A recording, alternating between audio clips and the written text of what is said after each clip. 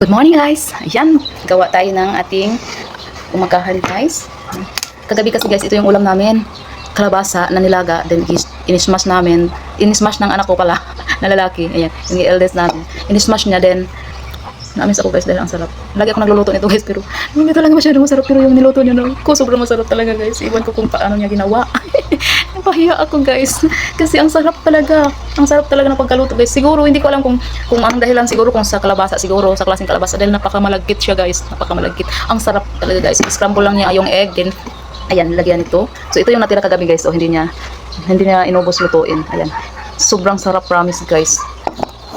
Sa hindi pa nakapag-try nito guys, try nyo guys. Pero piliin nyo talaga yung magandang klaseng kalabasa. Kasi ito, pure malagkit talaga siya guys. Siguro yung kaibahan sa pagluluto ko noon. Dahil hindi siya kagandahang kalabasa.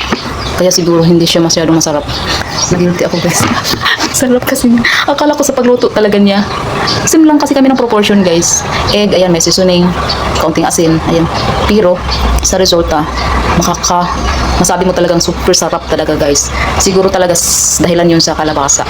Malagkit talaga siya kasi. Ayan. So, dahil malagkit ito guys, siguradong malagkit kasi siya kasi masarap talaga siya pag naluto na. Ayan, yung mga buto guys ay kukuhanin natin.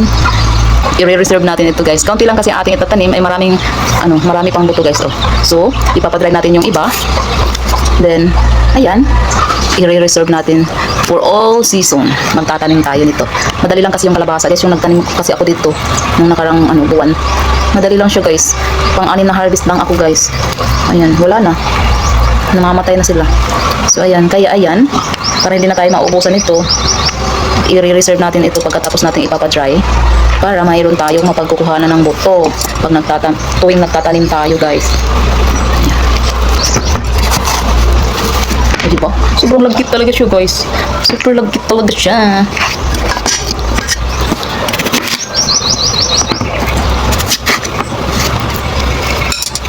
Minsan hindi ko na siya binabalatan guys, pero dahil ayan hindi maganda yung balat niya, so balatan natin guys. Wala namang tapon itong mga balat guys. Dahil iniipon ko siya, kinukompost ko siya yung mga balat. Lahat ng klaseng mga gulay ay iniipon ko siya doon sa aking compost. Para walang tapon. Lahat ay mapapakinabangan mo. Magagamit mo yun kasi after 1.5 months, magagamit mo siya guys. Pang topping sa ating mga tanim. Ayan. Dahil masustansya ito guys, ang mga balat. Maraming mga minerals na makukuha dito or nutrient na. Huwag natin masyadong balatan guys, yung kukuhain lang natin yung mga pangit na balat. Yan na. Sabi kasi nila andun sa balat yung mga vitamins na makukuha natin dito sa gulay.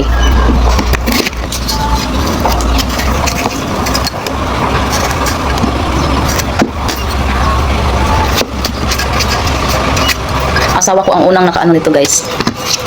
Itong menu na ito. Nung nasa Surigao pa kami guys. Ayan. Siya yung unang ng days na ito guys. At hanggang ngayon ay hindi namin maiwan-iwan ang menu na ito. Sarap kasi talaga guys at masustansya pa. Maganda ito sa mga batang hindi kumakain ng gulay. Ito yung gawin ninyo guys sa inyong mga anak. Ayan. Pag hindi kumakain ng gulay yung mga anak nyo, pero kumakain ng egg. So itong gawin ninyo guys.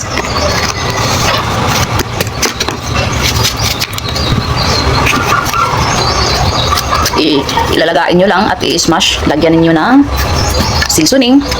Kung anong mas gusto nyong prefer guys na seasoning, lagyan ninyo. Saka pa ninyo i-fry kasama sa egg.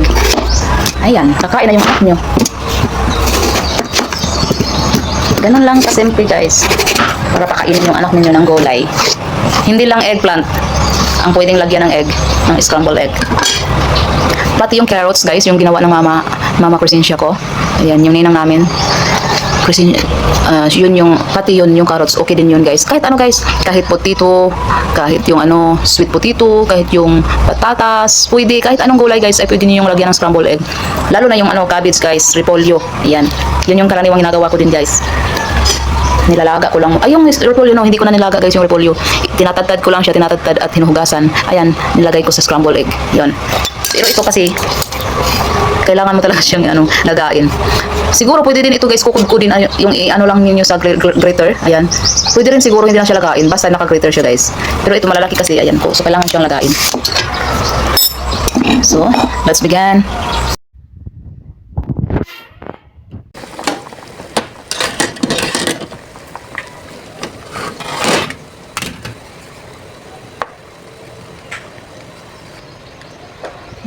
Patayin ang apoy at ating salain.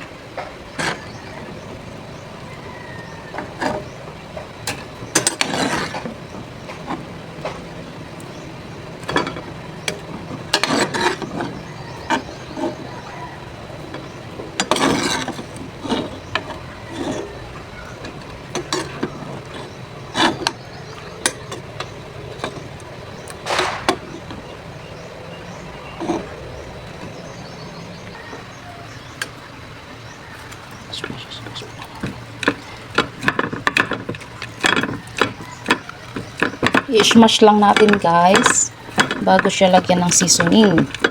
Ayan, ganyan lang, ganyan.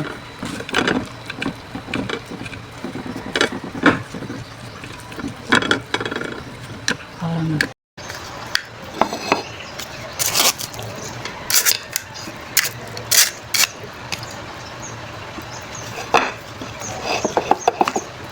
smash natin guys.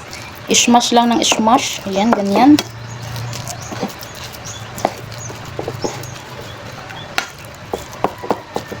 Sarap talaga siya guys. Kagandahan sa kalabasa guys, marami talagang pwedeng lutuin ito guys. Pwedeng imino nito. Pwede din siya sa kalabasa cake, squash cake. Pwede siya guys.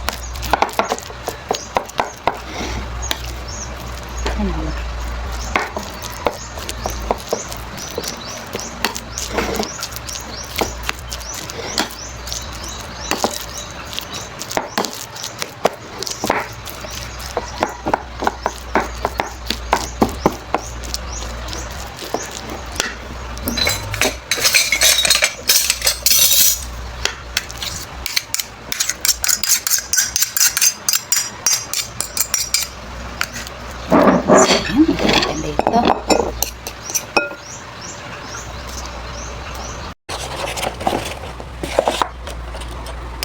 Dalawang egg lang guys ang ating ilagay. Ayan.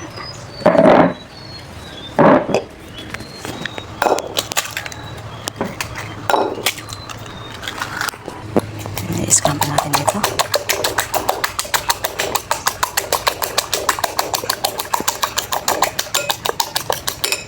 So dahil ready na yung ating scrambled egg, ayan, nabet ko na siya.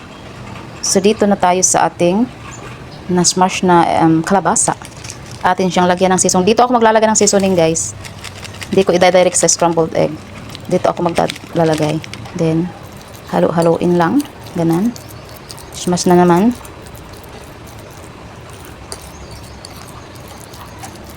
Hindi obvious guys na masarap talagang kalabasa dahil napakamalagkit talaga niya guys. Ayan. Then pagkatapos haluin, yan, lagay na natin dito guys. Lagay na natin dito guys.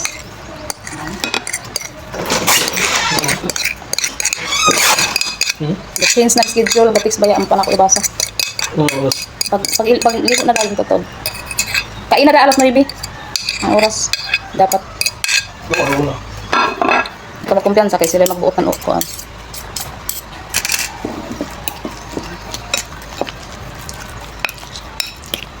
Haluin. Haluin natin guys hanggang sa mahalo lahat. Haluin.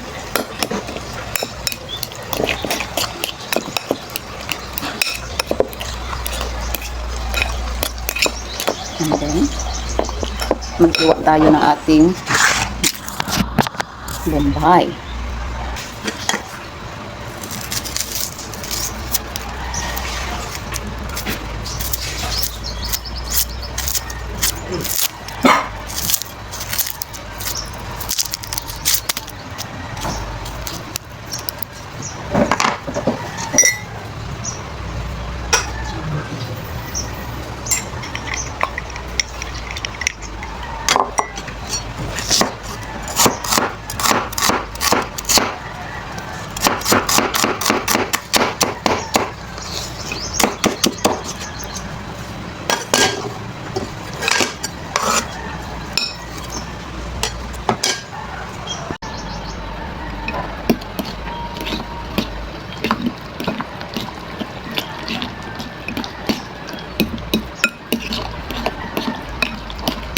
Pampaamoy lang itong Bombay guys. Pampaamoy lang. So, yan.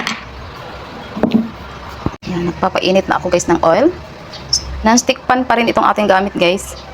Ayan. Kaganda talaga ng ganitong klaseng pan guys. Dahil hindi sasakit yung ulo mo sa... Yung iba kasi dumidikit. Itong ganito natin na kaha guys. Ayan. Dumidikit yan. Kaya pinangarap ko talaga makabili nito guys. Ayan. Kasi non-stick pan ito guys. Hindi ka na mahihirapan sa pagpe-prito o anumang ipa-fried mo dito. Kagaya nitong ating scrambled egg na with kalabasa. Ayan. So mainit na siya guys. Magpo-form na tayo guys. Ayan. Ayan. Ganyan lang.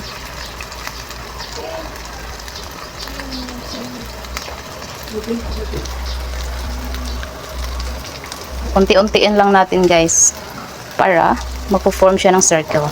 Ganyan lang. Ayan. Oh, di ba guys? Hindi siya dumidikit talaga guys. Kaso napagod guys. Naku guys. Hirapan ako guys. Ah! Akala ko napagod guys. Hindi pala guys. Yung sa gilid lang ang nag-brown. Nag-golden brown.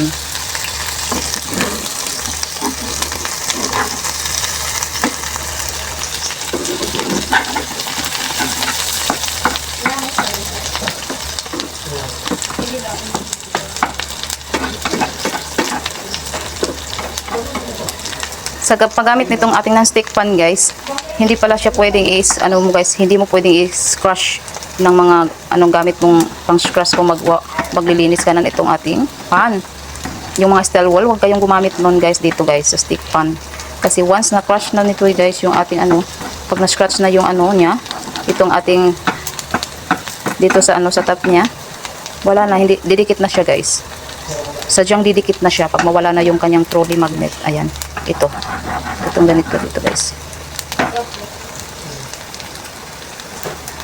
Pagkatapos mong lutuan guys ay lagyan mo lang ng tubig. Saka mo siya ng mga foam, yung foam scrub guys.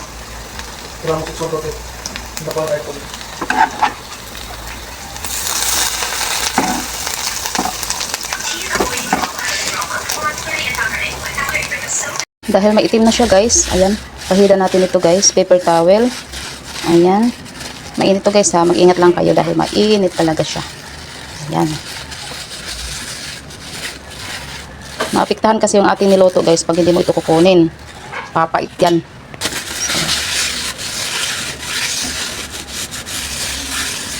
So after that, lagyan ulit ng oil. So ayan. Ganyan. Iinitin ulit. Ayan. Pangalawang lutuan na lang ito guys.